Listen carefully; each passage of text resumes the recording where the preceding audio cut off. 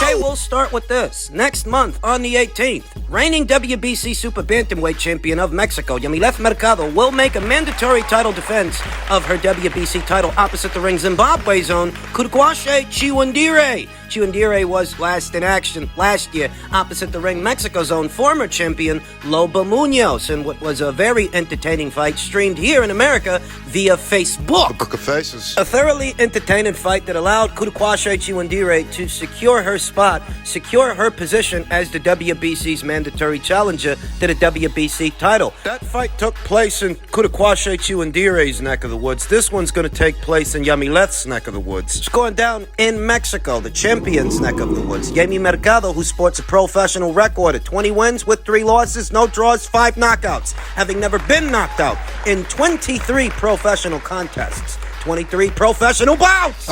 In her last fight, Kurkwashe Chiwandire had home field advantage. She won't have that here. Jaime will have home field advantage as the defending champion. I like Jaime's chances. Not just because Jaime has home field advantage, but because she is a more experienced fighter than Kurkwashe Chiwandire. She's got more rounds in the bank. She's younger than Kurkwashe by a few years, but she is still a more experienced fighter. More seasoned, where Jaime's got 23 professional bouts, 23 in total. Kurkwashe only has 9, sporting a professional record of 6 wins with 2 losses, 1 draw, 4 knockouts, having never been knocked out in 9 pro bouts. Jaime has more rounds in the bank, and she's got more rounds in the bank against a higher tier, a higher caliber of opponent than any opponent that Kurkwashe has fought so far. I think the very best fighter that Kurkwashe has shared the ring with would have to be Loba Munoz in her last fight. Loba Munoz, the former champion, Was very experienced. She was, but not particularly durable. Loba Munoz's punch resistance, it has been waning the last couple of years. Not as durable as Jaime is. Kurkwashe Chiwandire has kept a steady schedule of activity the last 2 years. She only fought once in 2021, but she did fight 2 times in 2022. Her last fight opposite the ring Zulina Munoz took place in October of last year, late last year. So she has seen action in the last 12 months, and she ain't got no ring rust to have to shake off. She's about as ready as she's gonna be. If this is to be her next fight, personally, I think Kurkwashe needs a few more fights before she's ready to fight for a title and actually win one. But her handlers, they want to put her in this fight right now. They think she's ready. I don't. I think she's going to lose a points decision to Jaime Mercado. Jaime, who saw action 3 times in 2021, 2 times last year. The last 2 years, she's been busy. She's been active. And she was last in action in October, the same as Kurkwashe Chiwandire. Jaime Mercado was in action opposite the ring Mexican legend Bobby Juarez, won a unanimous decision. This is what I mean. Jaime Mercado's been in the ring with better fighters, far better fighters than anybody Kurkwashe has fought so far. The more notable victories and the solid fighters that she shared the ring with, the more solid fighters: Karina Fernandez of the Fighting Fernandez sisters, former champion Fatuma Zarica, Jalisa Alejandra Guzman. These are solid fighters. Angelica Riscon of Mexico. She lost a lopsided decision to 7-division champion Amandia Serrano up there at featherweight. And even though she lost a lopsided decision, she was able to go the distance with one of the biggest punchers the entire sport has ever seen at a higher weight. That's a testament to Jaime Mercado's durability. This girl can take a punch. She's young. She is coming into her prime, her best years as a professional boxer. In her last fight, she shared the ring with Mexican legend Bobby Juarez. Won a unanimous decision. Opposite the ring, Kurkwashe Chiwandire, Jaime Mercado, at just 24 years old, she has all the experience that she needs to, I think, win a points decision. Jaime's 24, whereas Kurkwashe is 27. It's not a gaping discrepancy, not a very big discrepancy in the fighters' ages, but there is a discrepancy in their level of experience, a noticeable one. Kurkwashe Chiwandire's best punches are her straight punches, whereas Jaime Mercado, she's more of a close quarters fighter. Her best punches are her looping shots and bent arm punches. Her hooks, she's a mid-range to inside fighter, and I don't actually think that Kurkwashe is going to be able to keep her out. out. I don't think she can keep Jaime Mercado out of the pocket. I want to say that Kurkwashe Chiwandire is a bit more athletic than Jaime Mercado, and her punches are a bit snappier. Jaime's a bit more flat-footed. But I do think she's going to catch up to Kurkwashe. When push comes to shove, Kurkwashe's got one or two things working for her, but she's got leaky defense. She's still very raw, whereas Jaime's more put together. That's where experience comes in. So I like Jaime to close the distance and do the business, be the busier puncher of the two. Successfully defend a WBC Super Bantamweight title. And beyond that, who knows? The fact that the fight is taking place in the first quarter of this year leaves a lot of room for Jaime to schedule other fights. Interesting ones, perhaps unification matches. She is one of four. There are four champions in the women's Super Bantamweight division. Jaime Mercado is just one among them. There is the WBA champion, Mayerlin Rivas of Venezuela. There is also Deborah Dionysius of Argentina. She's got the WBO title. and Sherniqua Johnson of New Zealand. She's got the IBF. Jaime's got the BC, and Jaime's going to be in action next month on the 18th. I think she's going to win that fight. I think she's going to successfully defend the WBC title, and beyond that, who knows? I like Jaime Mercado to win. I like her to win on points. Beyond that, we'll see what the future holds for the WBC champion. Why are you yelling?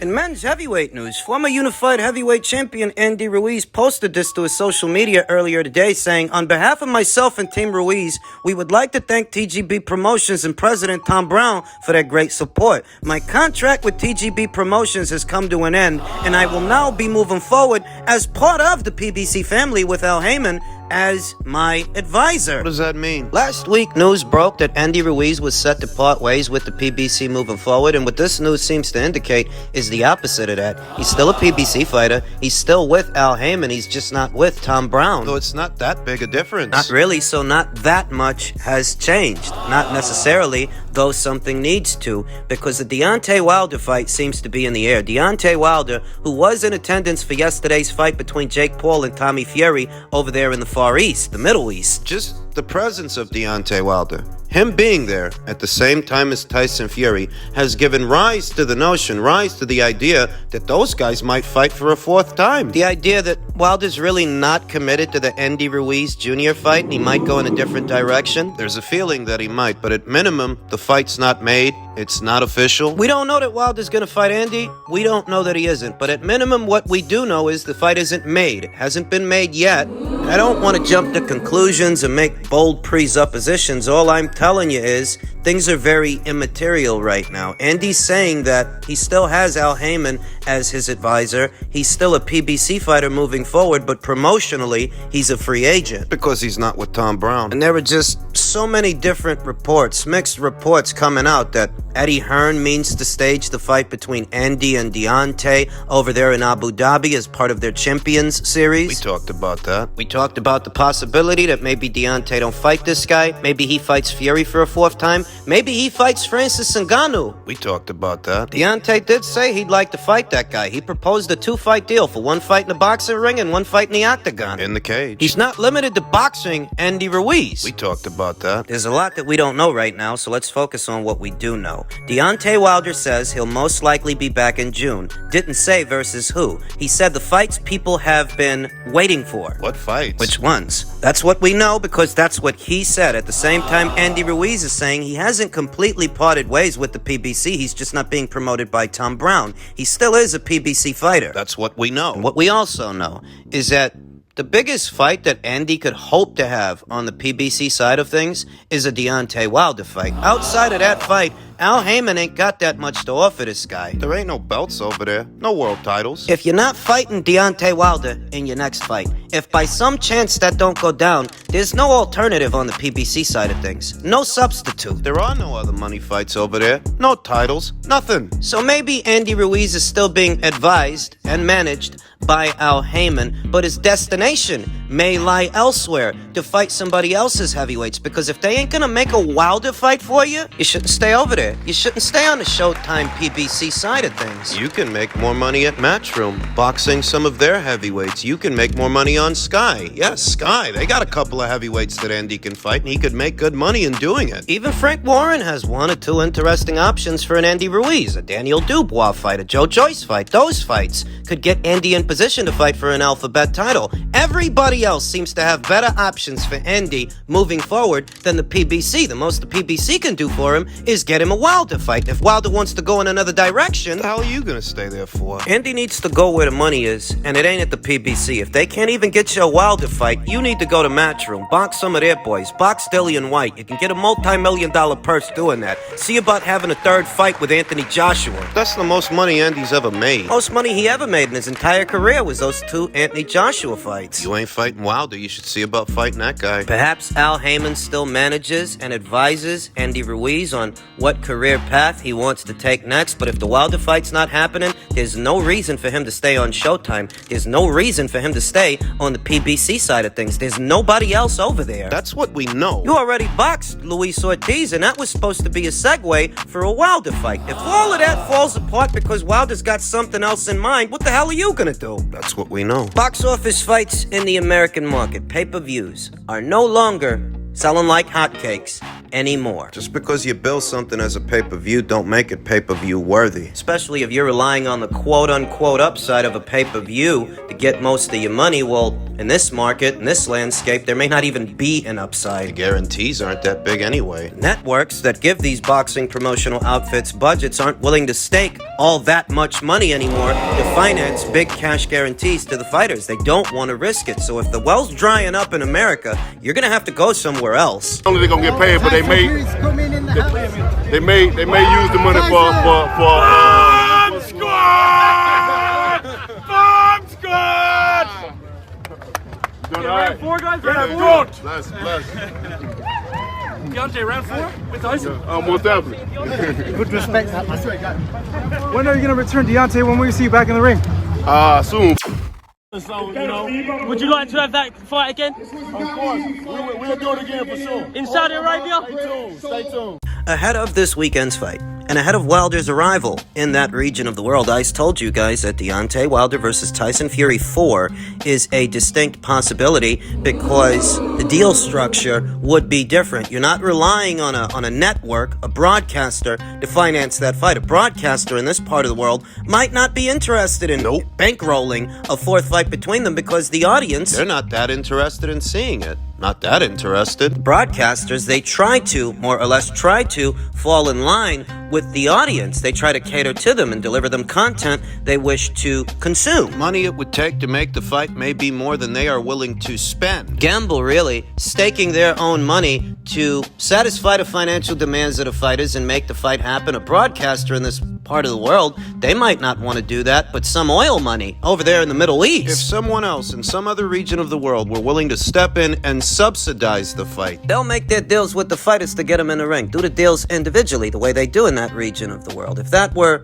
to, in theory, take place, suddenly a 4th fight between Deontay Wilder and Tyson Fury, that becomes a palpable possibility because you're not relying on a network to bankroll it. The deal structure is different. it may be the financier of this proposed 4th fight auctions off the rights to it in different markets around the world for a price, but the risk is all on them. It won't necessarily be ESPN's money or Showtime's money making the fight happen, bankrolling the fight. In a situation like that, they'd just be purchasing the rights to show the fight in their region of the world. It's a cheaper alternative than paying to do it themselves. In theory it is. So a 4th fight is indeed a distinct possibility. But do you think that the fight fans would let Deontay Wilder skip out on fighting Andy Ruiz and they'd let Tyson Fury skip out on fighting Alexander Usyk? They'd let them skip out on fighting those fights. You think they'd let them do that and they don't crucify them for it? They might. Andy Ruiz and Alexander Usyk, 2 common opponents, potential common opponents between Anthony Joshua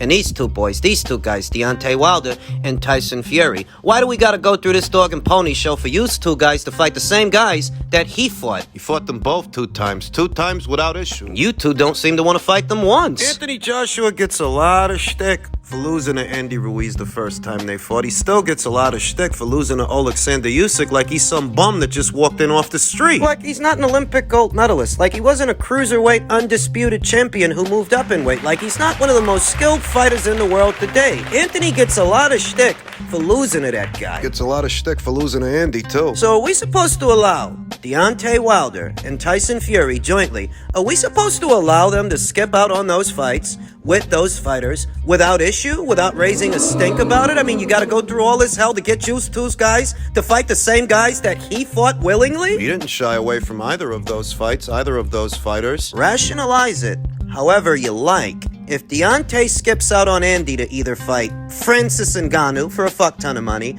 or Tyson Fury for a fourth time, one of those is a little bit more permissible than the other. If you skip out on Andy to fight a guy who's crossing over from MMA into boxing, is that not a duck? Francis Ngannou is not a boxer. Lucrative fight that it might be, Francis Ngannou is a much safer fight for Deontay Wilder than Andy Ruiz would be, because Andy, God bless him, he's a boxer. He may have his drawbacks, he may have his shortcomings, but he is still a boxer. More of a boxer, far more experienced than a Francis Ngannou. And if you skip out on Andy to fight Francis, that's a duck. Not so much if you skip out on Andy to fight Tyson Fury for a fourth time. That's not really a duck. Tyson Fury is the man to beat, seemingly in some circles. So if Wilder skips out on Andy to fight Fury again, that's not really a duck. Not on Wilder's part, but it would be on Fury's. You're gonna skip out on Usyk in the undisputed heavyweight title fight to beat up on this guy who you already beat up 2 times? Remember, the fight between Fury and Usyk was supposed to go down in this region of the world. You're the one that wanted to move it to the United Kingdom. If that fight falls apart, a lot of people are already blaming Tyson Fury for it. They're blaming you. So if by some chance you end up opposite the ring, this guy again, who you already beat 2 times, how is that not a duck? That's a duck. Spare me your annotations, your fan-driven spiel about how Deontay is somehow more dangerous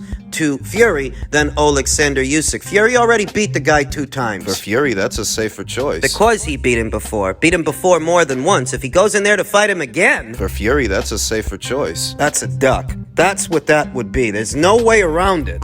Fury faction of fans have already decided that Tyson Fury walks on water and he can do no wrong, irrespective of what he does or how many times he contradicts himself. And I've no doubts that if he decided to skip out on Usyk to fight Wilder again, they'd go through every form of mental gymnastics they could to justify it. Preemptively, they're already blaming Usyk should the fight with Fury collapse, even though Usyk doesn't normally have issues negotiating a fight. Hell, he never has issues. Fury does. He always does, and naturally his fans are looking the other way, trying to find someone else to blame for it. The camper community over there in the UK might come up with every excuse in the book for Fury to bail on Usyk. But the boxing community won't be as forgiving. In the heavyweight division, Fury versus Usyk is the only fight to make. We don't need to see a 4th Wilder fight. So if Fury does go in this direction, there's gonna be hell to pay.